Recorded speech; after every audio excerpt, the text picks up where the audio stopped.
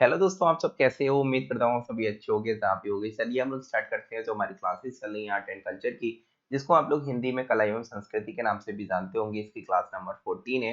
आज हम लोग चैत्य एवं बिहार के बारे में देखेंगे। वैसे हमने लेक्चर नंबर 13 में चैत्य और बिहार की एक समान आपको परिचय भी दिया था। उसके बारे में हमने बहुत सारी इन्फॉर्मेशन आपको दी थी। इसके विकास के कारणों पर हम बात किए थे। तो जिन लोगों ने प्रीवियस क्लासेस नहीं देखी है वो जाकर के देख सकते हैं। अगर आप लोग यहाँ से क्लासेस स्टार्ट करना चाहते हैं तो आप लोग लगभग में 26 से 27 पेज स्किप करके फिर आप लोग नोट करना प्रारंभ कर सकते हैं, क्योंकि यहाँ पर आपको एक क्लासेस है आईएएस और पीसीएस दोनों के लिए बहुत इंपॉर्टेंट है।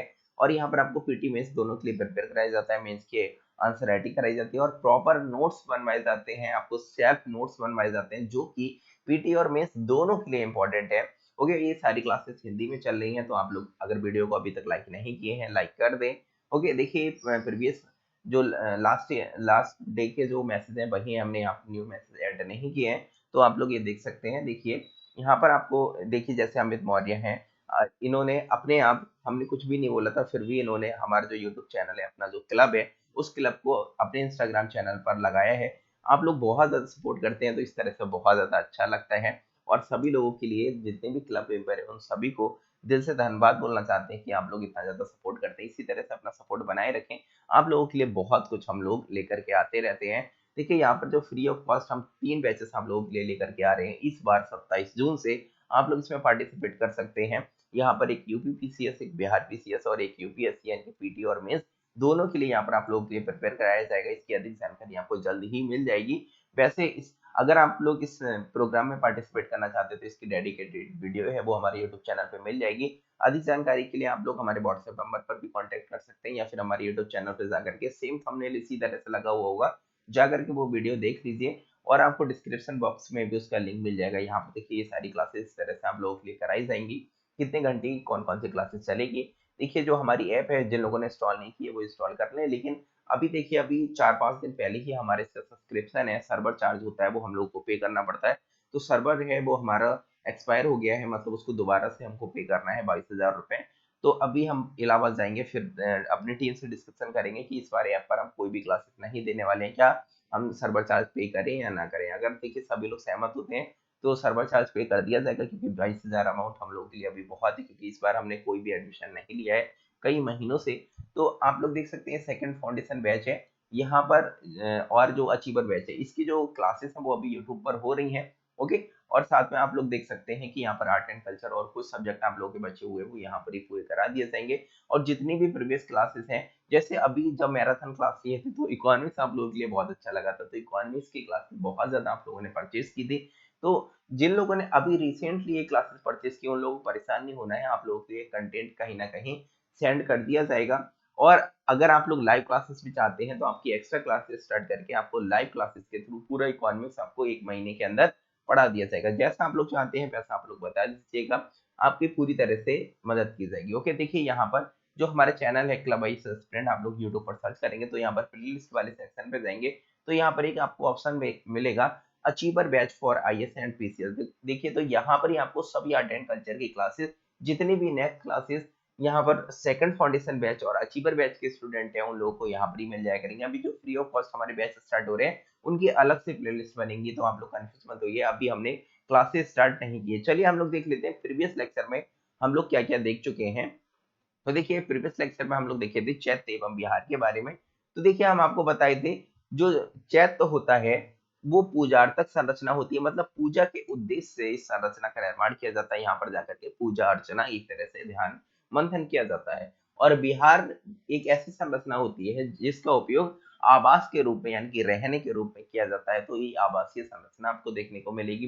तो इन सारी चीजों के बारे में हम प्रीवियस लेक्चर में आप लोगों के लिए पढ़ा चुके हैं। और आप लोगों के लिए हम इसमें बताए थे कि चैत्य एवं बिहार है ये क्या है, विकास के कारण है, ये तो हम लोगों ने कल ये वाला टॉपिक है ये कवर कर लिया है। अब विकास के चरण है वो हम लोग देखेंगे, और थोड़ा सा पहले हम जानने का प्रयास करेंगे कि चैत्य एवं बिहार है वो किस प्रकार के होते हैं, और महत्वपूर्ण महत्वपूर्ण चैत्य और बिहारों की सूची भी हम लोग आज देखेंगे।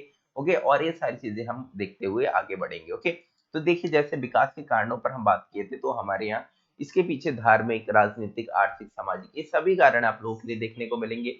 तो हम लोग धार्मिक कारणों में बात किए थे कि जैसे कि भारत में जितने भी मैक्सिमम धर्म है, जैसे कि बुद्ध धर्म हो गया, जैन धर्म हो गया, हिंदू धर्म हो गया, सभी लोग एकांत और साथ में जो ध्यान मंथन है इस चीज की वकालत करते हैं। तो इसके लिए एक एकांत और शांत जगह की आवश्यकता होती है। तो इस वजह से बहुत सारी पहाड़ियों को, गुफाओं को काट करके यहाँ पर चैत्यों का, बिहारों का निर्माण किया गया था। तो इसके पीछे बहुत सारे कारण हैं, जैसे कि आपको धार्मिक दार्शनिक कारणों में हम 4 पुरुषार्थ के बारे में बताए थे कि धर्म, अर्थ, काम, मोक्ष के बारे में बताए थे। ओके, जिसमें देखिए किस तरह से सारी चीजें होती है। हम आपको बताए थे धर्म का मतलब क्या है, अर्थ का मतलब क्या है, ओके, काम का मतलब क्या है, मोक्ष का मतलब क्या है। फिर हम लोग आश्रम व्यवस्था के बारे में बात किए थे। आश्रम व्यवस्था की वर्तमान प्रासंगिकता को बताते हुए विवेचना कीजिए, ये आपको क्वेश्चन लिखने के लिए दिया था। फिर हम लोग 4 आश्रम व्यवस्था के बारे में बात किए थे कि किस तरह से 100 सालों को 25-25 भागों में बांटा गया है। फिर हम लोग आश्रम व्यवस्था के बारे में सविस्तार बात किए थे। फिर चैत्यों के बारे में हम थोड़ी सी आप लोगों के लिए यहाँ पर इंफॉर्मेशन दिए थे।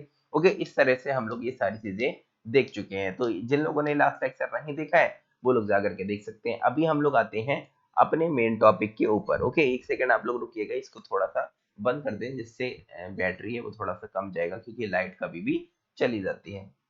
तो देखिए, हम लोग आज जो हमारा टॉपिक है वो कौन सा टॉपिक है, वो है हमारा चैत्य एवं बिहारों के बारे में हम देखेंगे। चैत्य एवं बिहार के बारे में, तो यहाँ से आप लोगों के लिए नोट करना है चैत्य एवं बिहार। ओके, चैत्य एवं बिहार। तो अगर हम चैत्य एवं बिहार की बात करें तो यहाँ पर आपको देखने को मिलेगा जो चैत्य और बिहार होते हैं, चैत्य एवं बिहार।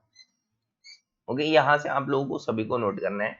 तो देखिए, जैसा कि हम आपको पहले भी बता चुके हैं, जो चैत्य होता है ये पूजा के लिए, पूजार्थक संरचना देखने को मिलेगा, मतलब इसका उपयोग पूजा के लिए किया जाता है। और बिहार का उपयोग आपको निवास के लिए देखने को मिलेगा। जैसे कि जो साधु होते थे, आचार्य होते थे, भिक्षु होते थे, वो रहेंगे कहाँ पर, ऐसे थोड़ी ना खुले आसमान के नीचे हमेशा रहेंगे। बारिश होगी, धूप होगी, उनके लिए रहने के लिए भी तो किसी चीज की आवश्यकता है। तो उसके लिए बिहार, बिहार जैसा आज आपका हाउस है वो मान लीजिए बिहार है। चैत्य जैसे कि आप लोग मंदिर जाते हैं, मस्जिद जाते हैं, तो उस तरह से आप लोग मान लीजिए ये चैत्य होते थे। ओके, तो यहाँ पर आप लोगों को थोड़ा सा नोट कर लेना है। चैत्य, नोट करिए, चैत्य किसी संत, चैत्य किसी संत कौमा महात्मा, संत कौमा महात्मा या भिक्षु, या भिक्षु कौमा, यहाँ पर बस भिक्षु की तक ही लिख लीजिए। वैसे आचार्य लिखना चाहते हैं तो वो भी लिख सकते हैं, क्योंकि आचार्यों की भी बहुत सारी समाधियां बनाई जाती थी। या भिक्षु की समाधि की पूजा के लिए, की समाधि की, देखिए समाधि ऐसे लिखा जाएगा, जो भी हार्ट वर्ड होते हैं वो हम यहाँ पर लिखा देते हैं। ओके, समाधि की पूजा के लिए बनाया गया मानव निर्मित संरचना होता था, मानव निर्मित संरचना होता था, मानव निर्मित संरचना होता था। चैत्य दो प्रकार के होते हैं, चैत्य, जो चैत्य होते हैं वो कितने प्रकार के होते हैं, दो प्रकार के होते हैं। चैत्य दो प्रकार के होते हैं। तो देखिए, नंबर 1 आपको देखने को मिलेगा संरचनात्मक चैत्य, संरचनात्मक चैत्य। और दूसरा आपको देखने को मिलेगा शैलकृत चैत्य, शैलकृत चैत्य। ओके, देखिए जो संरचनात्मक चैत्य हैं, जैसे कि जो संरचनात्मक चैत्य होते थे इनका निर्माण ईंट, पत्थर और जो भूस होता था, आप लोगों ने झोपड़ी देखी होगी कभी, तो उस तरह से झोपड़ी के रूप में या फिर आपके घर के रूप में इनका निर्माण किया जाता था। यानी कि इनका निर्माण स्वतंत्र रूप से आपको देखने को मिलेगा। ओके, स्वतंत्र रूप से संरचनात्मक चैत्यों का निर्माण किया जाता था। ओके, जैसे कि आपको देखने को मिलेगा ईंट, अभी आप लोग लिखा देंगे, अभी आप लोग सिनॉप्सिस बना लीजिए। जैसे कि ईंट हो गया, पत्थर हो गया, ओके, और जो भूस होता था, जैसे कि भूस क्या होता है, कुछ लोग यहाँ पर नहीं जानते होंगे, घास फूस होती है जिससे छप्पर या फिर हम किसी भी इस प्रकार की जो फ्लोर होती है, वॉल होती है, उसको बना लेते हैं, जिससे पानी और जो धूप होती है वो रिस करके नीचे नहीं आ पाती। ओके, और साथ में जो बांस बल्ली है उसका भी उपयोग हम लोग करते थे। ओके, बांस और बल्ली का भी उपयोग किया जाता था।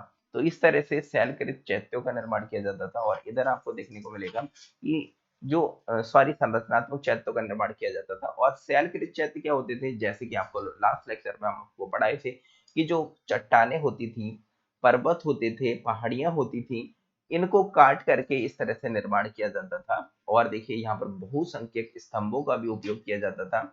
और यहाँ पर अंदर एक गर्भगृह होता था, और इस गर्भगृह के अंदर आपको देखने को मिलेगा कि इस तरह से स्तूप बना हुआ होता था, और यहाँ पर वो लोग पूजा करते थे। तो इस तरह से आपको देखने को मिलेगा। चलिए आप लोग नोट कर लीजिए सबके बारे में। तो पहला हेडिंग डालिए संरचनात्मक चैत्य। संरचनात्मक चैत्य। संरचनात्मक चैत्यों की अगर हम बात करें तो इसके बारे में थोड़ा सा नोट कर लीजिए कि ऐसा चैत्य का निर्माण, या फिर चैत्यों भी आप लोग लिख सकते हैं, ऐसे चैत्यों का निर्माण खुले में खुले में घास फूस खुले में घास फूस कौमा बांस बल्ली घास फूस कौमा बांस बल्ली या कभी कभी ईंट पत्थरों, कभी कभी इसको ईंट पत्थरों पर भी बनाया जाता था, कभी कभी ईंट पत्थरों ईंट पत्थरों यादी से यादी से झोपड़ी की आकृति में बनाया जाता था। वर्तमान में हम लोग बनाते नहीं थे ऐसे झोपड़ी। ओके, आप लोगों ने देखा होगा इस तरह से हम झोपड़ी बना लेते थे। ओके, देखिए इस तरह से यहाँ पर इस तरह से झोपड़ी हम लोग बना लेते थे ना, तो उस आकृति के भी ये बनाए जाते थे। ओके, आप लोगों के लिए कल आप लोगों के लिए बहुत सारे ग्रुप में मैसेज भी, मतलब जो फोटो हैं इनके बिहार के और चैत्यों के, वो सेंड कर देंगे, आप लोग देख लीजिएगा। जो लोग अभी हमारे टेलीग्राम से या फिर व्हाट्सएप से नहीं जुड़े हैं वो लोग जुड़ सकते हैं। उसका लिंक आपको जो डिस्क्रिप्शन बॉक्स है उसमें मिल जाएगा। अगर आप लोग कमेंट बॉक्स में चाहते हैं तो आप लोग एक मैसेज कर दीजिएगा, वहां पे आपको मिल जाएगा। दूसरे हेडिंग आप लोगों को डालना है शैलकृत चैत्य। शैलकृत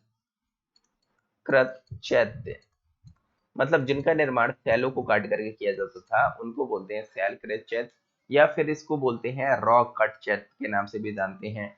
देखिए शैलकृत चैत्य की अगर हम बात करें, इसमें लिख लीजिए, आप लोगों को बता तो दिए। शैलकृत चैत्य पर्वतों को काटकर बनाए जाते थे। शैलकृत चैत्य पर्वतों को काटकर बनाए जाते थे। शैलकृत चैत्य पर्वतों को काटकर बनाए जाते थे। इसके तहत पहाड़ियों को सामने से काटकर इसके तहत पहाड़ियों को सामने से काटकर काटकर अंदर की ओर बड़ा छिद्र किया जाता था। अंदर की ओर बड़ा छिद्र किया जाता था। अंदर की ओर बड़ा छिद्र किया जाता था। इसका अंतिम सिरा अर्ध गोलाकार इसका अंतिम सिरा अर्ध गोलाकार इसका अंतिम सिरा अर्ध गोलाकार या गज पृष्ठिका या गज पृष्ठिका होता था। देखिए इस तरह से आप लोग यहाँ पर इमेज देख सकते हैं, इस शैलकृत चैत्य की आपको देखने को मिलेगी। तो इसका निर्माण देखिए अंदर क्या है, एक आपको एक स्तूप देखने को मिलेगा। यहाँ पर बहुसंख्यक स्तंभों पर एक बरामदा टाइप का बनाया जाता था जहाँ पर सभी लोग यहाँ पर खड़े हो सकते थे। अभी आप लोगों के लिए इसका एक खाका भी बना देते हैं, क्योंकि मेंस में जब क्वेश्चन पूछता है तो वो पूछता है सचित्र सहित वर्णन कीजिए। तो आप लोग चित्र कैसे बनाएंगे, तो बहुत कॉम्प्लिकेटेड है, इसको बनाने में आपको बहुत समय लग जाएगा। तो एक खाका बनाना होता है, वो खाका बनाना भी आप लोग के लिए सिखा देंगे। ओके, आगे आप लोग लिखिए कि अंतिम सिरे पर स्तूप बना होता था। अंतिम सिरे पर स्तूप अंतिम सिरे पर स्तूप बना होता था। सामने दोनों किनारों पर सामने दोनों किनारों पर स्तंभ बने होते थे। ये जो बहुसंख्यक स्तंभ आपको दिख रहे हैं, स्तंभ आपको देखने को मिलेगा। और यहाँ पर भी बहुत सारा अलंकरण किया जाता था। जैसे आप लोग देख सकते हैं कि यहाँ पर प्राचीन काल से ही यहाँ पर बहुत सारे इस तरह से मूर्तियों और लताओं को, देवी देवताओं के जो मूर्तियां होती थी उनको बनाया जाता था। स्पेशली यहाँ पर बुद्ध और जैन के आपको ज्यादा देखने को मिलेंगे। ओके, तो देखिए इस तरह से बनाए जाते थे। और यहाँ पर राजा रानी और बहुत सारी अप्सराओं के, सभी चीजों के यहाँ पर, जैसे कि सरफ हो गया, हाथी हो गया, घोड़ा हो गया, उन सभी के आपको चित्र देखने को मिलेंगे। ओके, तो इसको अलंकरण पक्ष है वो भी यहाँ पर आपको काफी अच्छा देखने को मिलेगा। ओके, आगे लिखिएगा। अंतिम सिरे पर स्तूप बना होता था। सामने दोनों किनारों पर स्तंभ बने होते थे। सामने दोनों किनारों पर स्तंभ बने होते थे। बीच में प्रार्थना कक्ष होता था। बीच में प्रार्थना कक्ष होता था। बीच में प्रार्थना कक्ष होता था। द्वार पर रोशनी एवं हवा आने जाने के लिए, प्रवेश द्वार पर रोशनी एवं हवा आने जाने के लिए, हवा आने जाने के लिए खिड़की बनी होती थी। खिड़की बनी होती थी। प्रवेश द्वार घोड़े के नाल, प्रवेश द्वार घोड़े के नाल, घोड़े के नाल के आकार का होता था। के आकार का होता था, जिसे कार्तिक मुख कहते थे। देखिए, इसको कीर्तिक मुख भी बोलते हैं। कीर्तिक मुख कहा जाता था।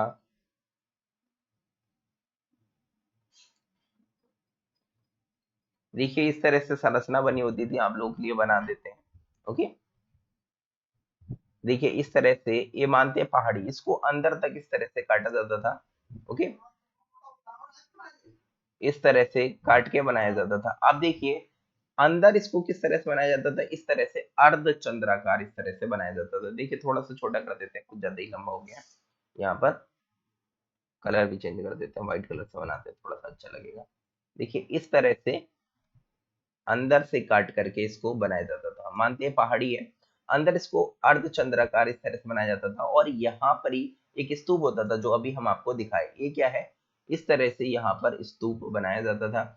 अब ये स्तूप की पूजा की जाती थी। स्तूप क्या होता था आपको बताए हैं, एक तरह से समाधि होती थी आचार्यों की, भिक्षुओं की। ओके, ये आपको देखने को मिलेगा। और इसके चारों ओर इस तरह से मार्ग होता था। इसी मार्ग को बोलते हैं प्रदक्षिणा पथ मार्ग। क्या बोलते हैं इसको, प्रदक्षिणा पथ मार्ग, दक्षिणा पथ मार्ग बोलते हैं। और ये क्या है, ये आपको स्तूप देखने को मिलेगा। ये क्या है, ये है स्तूप। ओके, अब देखिए इसके सामने एक बड़ा सा बरामदा दिख रहा है। ये बहुसंख्यक स्तंभों पर बना होता था। तो इस तरह से आपको ये स्तंभ देखने को मिलेंगे जो यहाँ पर हम बना रहे हैं। मान लीजिए क्या है, स्तंभ है। तो इस तरह से आपको बहुसंख्यक, बहुत सारे स्तंभों पर टिका हुआ एक बरामदा देखने को मिलेगा। यहाँ पर लोग खड़े होकर के प्रार्थना अर्चना करते थे। ओके, तो ये क्या है, ये स्तंभ आपको देखने को मिलेंगे। इस तरह से आपको भी बनाना है, क्योंकि सचित्र वर्णन के लिए कभी कभार क्वेश्चन पूछ लेता है।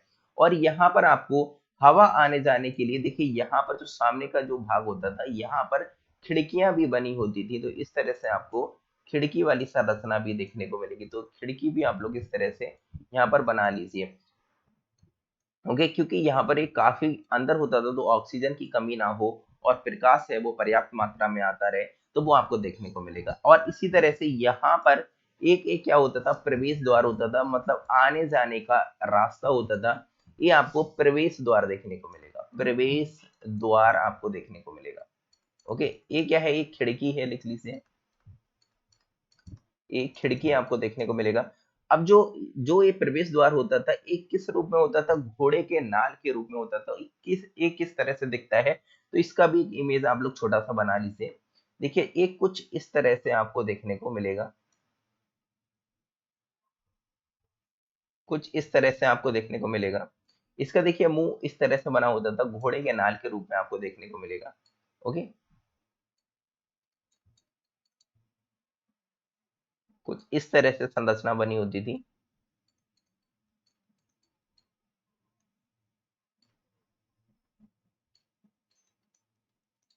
और इसी को इसी मुख के लिए क्या बोलते थे, कीर्तिक मुख या फिर कीर्ति मुख, कई नामों से इसको जाना जाता है। तो इसको बोलते हैं कीर्ति मुख या फिर इसको कीर्तक मुख भी बोलते थे, बहुत नामों से जाना जाता है। ओके, तो देखिए कीर्ति मुख इस तरह से आपको देखने को मिलेगा। ये इमेज बहुत ज्यादा इंपॉर्टेंट है, इसको आप लोग नोट कर लीजिएगा।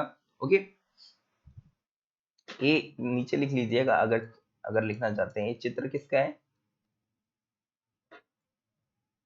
चैत्यों का।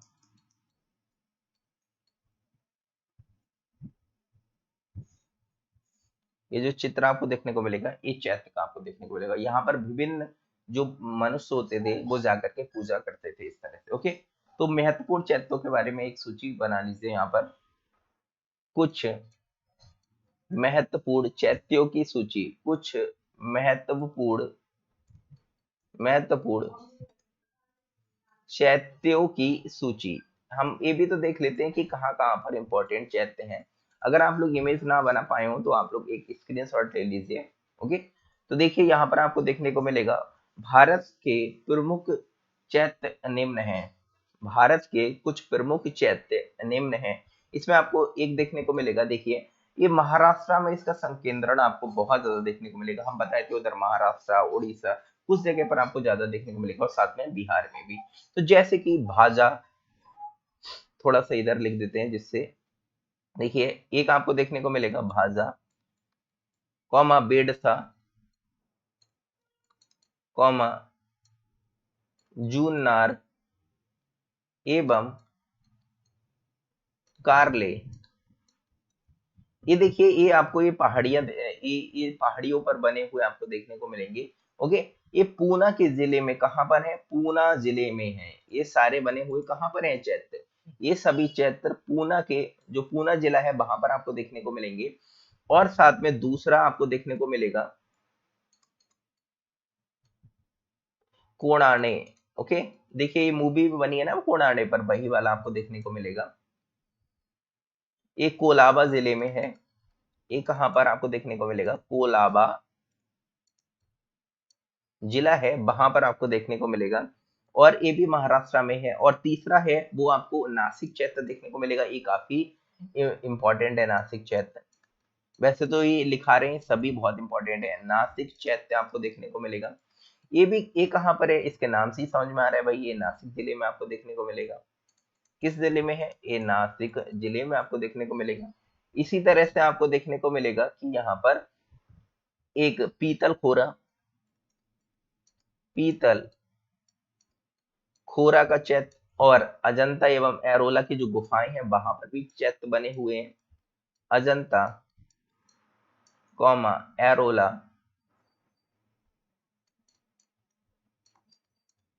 एरोला की गुफाओं के अंदर भी आपको क्या देखने को मिलेंगे, इस तरह से चैत्य देखने को मिलेंगे। ये कहां पर है, ये सब आपको औरंगाबाद में देखने को मिलेंगे। औरंगाबाद में आपको देखने को मिलेंगे। ये देखिए ये जो सभी के सभी चैत्य अभी हम आपको दिखाए हैं, ये सभी के सभी महाराष्ट्र में आपको देखने को मिलेंगे। ये सभी के सभी कहाँ हैं, ये सभी के सभी आपको महाराष्ट्र में आपको देखने को मिलेंगे। महाराष्ट्र जो राज्य है उसमें आपको देखने को मिलेंगे। अब जो हम पांचवा आपको दिखा रहे हैं, ओके, गुंटूपल्ली का, ये महाराष्ट्र में नहीं है। ये चीज आप लोगों के लिए ध्यान रखनी है। ये जो पांचवा हम आप लोगों के लिए नोट करा रहे हैं, गुंटू पल्ली, ओके, ये पश्चिम गोदावरी जिला है, उसमें आपको देखने को मिलेगा। पश्चिम, आप लोगों को नोट भी करना है। ओके, पश्चिम गोदावरी जिला है, वहां आपको देखने को मिलेगा। ये कहां पर है, ये आपको आंध्र प्रदेश में देखने को मिलेगा। देखिए ध्यान रखिएगा, ये कहाँ है, आंध्र प्रदेश में है। ऊपर के सभी हम आपको बताए हैं, ये सभी कहाँ हैं, ये महाराष्ट्र में आपको देखने को मिलेंगे। ओके, तो ये काफी इंपॉर्टेंट चीज है। ओके, काफी इंपॉर्टेंट चीज है ये, आप लोग देख लीजिए इसको। एक बार आपको थोड़ी सी इसकी इमेज भी दिखा देते हैं। देखिए जो अजंता उजंता की गुफाएं हैं वो अभी हम दिखाएंगे, वो 16, 17 और 1, 2 नंबर की बहुत ज्यादा इंपॉर्टेंट है। उनके बारे में भी अभी आप लोगों को पढ़ाया जाएगा। चलिए बिहार के बारे में थोड़ा सा नोट कर लीजिए। तो देखिए चैत्यों के बारे में इतना ही आप लोगों को पढ़ना था। दूसरी हेडिंग डालिए बिहार। अभी हम लोग चैत्य देख लिए, अब बिहार भी तो देख ले। बिहार स्टेट की बात नहीं कर रहे हैं। ओके, तो देखिए लिखिए भिक्षु, भिक्षुड़ियों के, भिक्षु और भिक्षुड़ियों के रहने के लिए भी तो कोई जगह होनी चाहिए ना। तो ये क्या है, आवासीय संरचना आपको देखने को मिलेगी। तो भिक्षु नोट करिए जल्दी से, भिक्षु कॉमा भिक्षुड़ियों भिक्षुड़ियों के रहने के निवास स्थान को बिहार कहते थे, को बिहार कहते थे। इन्हें संगाराम भी कहा जाता था, इन्हें संघाराम, देखिए ध्यान रखिएगा, इन बिहार को दूसरे नाम से भी जाना जाता है, संघाराम के नाम से भी जाना जाता है। तो लिखिए इन्हें संघाराम के नाम से भी जाना जाता है या फिर कहा जाता है। इन्हें संघाराम भी कहा जाता है, इन्हें संघाराम भी कहा जाता है। देखिए ए भी आपको दो प्रकार के देखने को मिलेंगे। कितने प्रकार के? ए भी आपको दो प्रकार के देखने को मिलेंगे। इनके भी कितने होते थे? बिहार दो प्रकार के होते हैं, बिहार दो प्रकार के होते हैं। एक आपको संरचनात्मक बिहार देखने को मिलेंगे, संरचनात्मक बिहार आपको देखने को मिलेंगे, और दूसरा हम आपको बताए थे जैसे कि शैलकृत हैं, वो भी आपको देखने को मिलेंगे। जो रॉक कट होते हैं शैलकृत होते हैं, शैलकृत बिहार। ओके, आपको इस तरह से आपको देखने को मिलेंगे। देखिए जो ये वाले होते थे इनको कैसे बनाया जाता था संरचनात्मक को, तो ये सेम आपको देखने को मिलेगा, जैसे कि भूस हो गया, बल्ली हो गया, बांस हो गया, इन पर टिका करके इस तरह से एक तरह से बनाए जाते थे। जैसे कि बचपन में आप लोग झोपड़ी बनाते थे, जैसे हम तो झोपड़ी बनाना भी लगता है भूल गए हैं किस तरह से हम बनाते थे। तो इस तरह से ये कुछ दरवाजा होता था, ये मानते हैं दरवाजा है, हमको बना नहीं मिल रहा है। ओके, और देखिए इस तरह से ये झोपड़ी बनी हुई होती थी। ओके, और यहाँ पर इस तरह से एक रोशनदान भी बना हुआ होता था, और इस तरह से खपड़ैल या फिर भूस की जो चीजें होती थी वो इस तरह से यहाँ पर पड़ी हुई आपको दिखाई देंगी। और इसके अंदर इस तरह से एक बैंडो भी बना हुआ होता था जो कि आपको देखने को मिलेगा। इस तरह से कुछ संरचना देखने को मिलेगी। ओके, तो सेम वो चीज अभी हम दिखाए हैं वही आपको देखने को मिलेगी। लेकिन जो शैलकृत होते थे इनको पहाड़ियों को काट करके बनाया जाता था। तो देखिए इसको कैसे बनाया जाता था, एक इसमें प्रवेश द्वार होता था। देखिए इस चीज को आप लोग थोड़ा सा समझिएगा, इसको किस तरह से बनाया जाता था, इसको कुछ इस तरह से बनाया जाता था। थोड़ा बड़ा हो गया, थोड़ा सा छोटा बनाते हैं।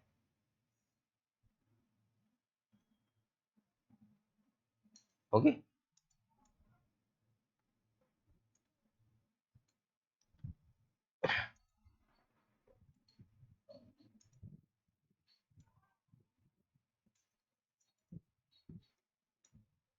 ये देखिए कुछ इस तरह से आपको संरचना देखने को मिलेगी। इधर इस तरफ प्रवेश द्वार होता था इसका, बहुत सारे बहुसंख्यक यहाँ पर कमरे बनाए जाते थे। इस तरह से प्रवेश द्वार होता था। देखिए इस तरह से कुछ संरचना देखने को मिलेगी। ये पूरा क्या होता था, बड़ा सा पहाड़ी को काटकर, चट्टान को काट करके बरामदा बनाया जाता था। क्या बनाया जाता था? बरामदा। और इस बरामदे के किनारे किनारे बहुत सारे कक्ष बनाए जाते थे, जिनको आप लोग रूम में वर्तमान में बोल सकते हैं। ओके, ये क्या होते थे? बहुसंख्यक इस तरह से कमरे बनाए जाते थे। इन कमरों में जो भिक्षुड़ु होते थे और जो लोग होते थे वो इसमें निवास करते थे। इस तरह से आपको कुछ संरचना आपको देखने को मिलेगी। तो ये समझ लीजिए कि बरामदे के दीवार से लगे हुए बहुत सारे कमरे हैं। ओके, कुछ इस तरह से आपको बहुत सारे कमरे देखने को मिलेंगे।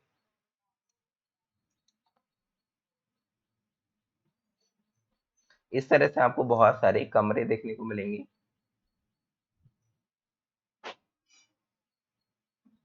और ये होता था प्रवेश द्वार होता था इस तरह से, ये प्रवेश द्वार इस तरह से होता था। ओके, चलिए इसको नोट कर लीजिए, फिर हम लोग आगे देखते हैं। पहले लिख लीजिए, हेडिंग डालिए संरचनात्मक बिहार। पहली हेडिंग डालिए संरचनात्मक बिहार। तो संरचनात्मक बिहार में थोड़ा सा नोट कर लीजिए। ऐसे बिहारों का निर्माण, ऐसे बिहारों का निर्माण खुले में घास फूस, ऐसे बिहारों का निर्माण खुले में घास फूस कौमा बांस बल्ली, कौमा बांस बल्ली, कौमा लकड़ी या कभी कभी ईंट या पत्थरों द्वारा किया जाता था, ईंट या पत्थरों के द्वारा किया जाता था। वैदिक साहित्य में ऐसे अनेक विहारों की चर्चा मिलती है। वैदिक साहित्य में, थोड़ा सा आप लोग थोड़ा तेज तेजी नोट कर लीजिए। वैदिक साहित्य में वैदिक साहित्य में ऐसे अनेक विहारों की चर्चा मिलती है। बुद्ध के अनेक अनुयायियों द्वारा बुद्ध के अनेक अनुयायियों द्वारा, देखिए इस तरह से अनुयायी लिखा जाएगा। अनुयायी का मतलब होता है जो उनको मानने वाले होते हैं। ओके, तो उनको अनुयायी बोलते हैं।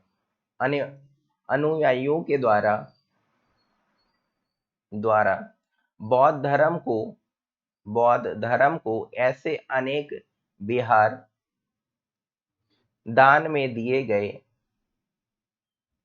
ऐसे अनेक विहार दान में दिए गए। जैसे आपको ब्रैकेट में लिख लीजिए कौन कौन से विहार है। जैसे, वहां पर जगह नहीं है इसलिए हम यहाँ पर लिख रहे हैं, आप लोग वहां पर ही लिखिएगा। जैसे आपको देखने को मिलेगा जेतवन का विहार, कौमा पूर्वाराम का विहार, कौमा जीविताराम का विहार, जीविता राम का विहार, कौमा आम्रपल्ली। देखिए आम्रपल्ली है, ये काफी इंपॉर्टेंट आपको देखने को मिलेगा। आम्रपल्ली विहार, आम्रपल्ली विहार यादी।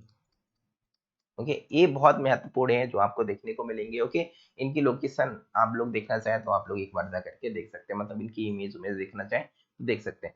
चलिए दूसरी हेडिंग डालिए शैलकृत विहार। दूसरी हेडिंग डालिए शैलकृत विहार। शैलकृत विहार दूसरी हेडिंग आप लोग डालिए, सेकंड नंबर की, इसको भी नोट कर लीजिए। शैलकृत विहार, तो इसमें आप लोगों को नोट करना है ऐसे विहारों का निर्माण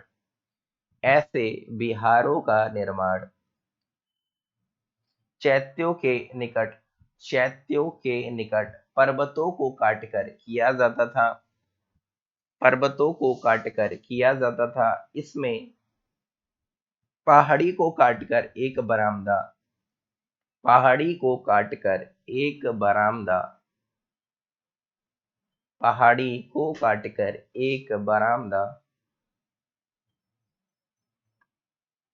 बनाया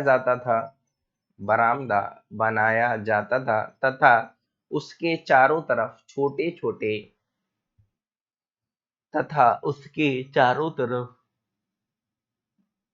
छोटे अनेक कमरे बने होते थे।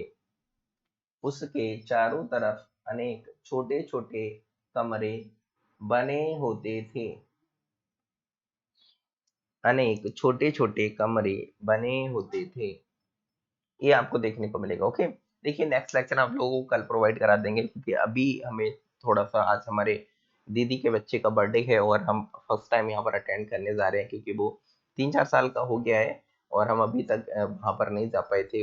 अभी तक एक भी बर्थडे अटेंड नहीं किए थे, तो इस बार जाना पड़ेगा। दीदी का कई बार फोन आ चुका है, तो लेक्चर अभी हमें यहाँ पर स्टॉप करना पड़ेगा। ओके, और आपको नेक्स्ट लेक्चर है वो मिल जाएगा, उसमें आप लोगों का पूरा यहाँ पर चैत्य एवं विहार है वो कंप्लीट हो जाएगा। वैसे अभी कंप्लीट हो जाता, ज्यादा नहीं बचा है, थोड़ा सा ही बचा था। ओके, अगर 45 मिनट और पढ़ा देते तो खत्म हो जाता, लेकिन अब हम लोग बाद में देख लेंगे उसको। ओके, देखिए इस तरह से आपको एकदम बेसिक से सारी चीजें पढ़ाई जाती हैं, एडवांस तक आंसर राइटिंग कराई जाती है, नोट्स बनवाए जाते हैं। तो इसलिए आप वीडियो को लाइक करें और ज़्यादा से ज़्यादा शेयर करें। इस तरह का आपको कंटेंट यूट्यूब पर देखने को नहीं मिलेगा, जहाँ पर प्रॉपर नोट्स बनवाए जाते हैं, ऑफलाइन कोचिंग की तरह आप लोगों के लिए पढ़ाया जाता है। ओके, चलिए आज के लेक्चर यहाँ पर ही फिनिश करते हैं।